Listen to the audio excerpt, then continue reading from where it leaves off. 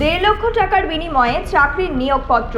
রায়গঞ্জ থেকে সেই ভুয়ো নিয়োগপত্র নিয়ে গ্রুপ ডি চাকরিতে যোগ দিতে এসে ধরা পড়ল এক যুবক। সেই ঘটনার জেরে বৃহস্পতিবার উত্তরবঙ্গ মেডিকেল কলেজ ও হাসপাতালে ব্যাপক চাঞ্চল্য ছড়ায়।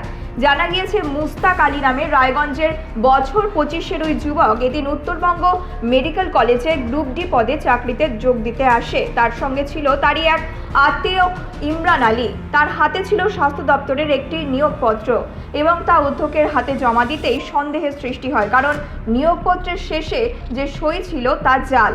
সেই সঙ্গে এ ধরনের নিয়োগের ক্ষেত্রে স্বাস্থ্য দপ্তরের পোর্টালে আপলোড হয়, তা না হওয়াতেই সন্দেহ আরও গাঢ় হয় অধ্যক্ষের।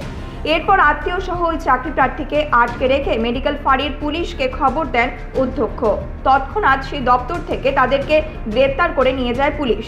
পুলিশের জেরায় দুজনেই স্বীকার করেন 1.5 লক্ষ টাকার বিনিময়ে এই নিয়োগপত্র হাতে পেয়েছেন তারা।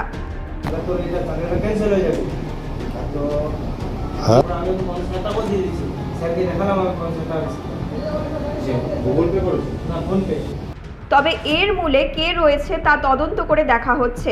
আজ ধৃত দুজনকে আদালতে তোলা হবে। এ বিষয়ে কলেজের অধ্যক্ষ ডাক্তার ইন্দ্রজিৎ সাহা জানান, পুলিশ যা বলার বলবে, যেখানে যারা তদন্তকারী সংস্থা যা বলার বলবে, আপনি তদন্তের স্বার্থে এখন কিচ্ছু বলা যাবে না, তাতে তদন্তটা ব্যাহত হবে আমার যে ধারণা।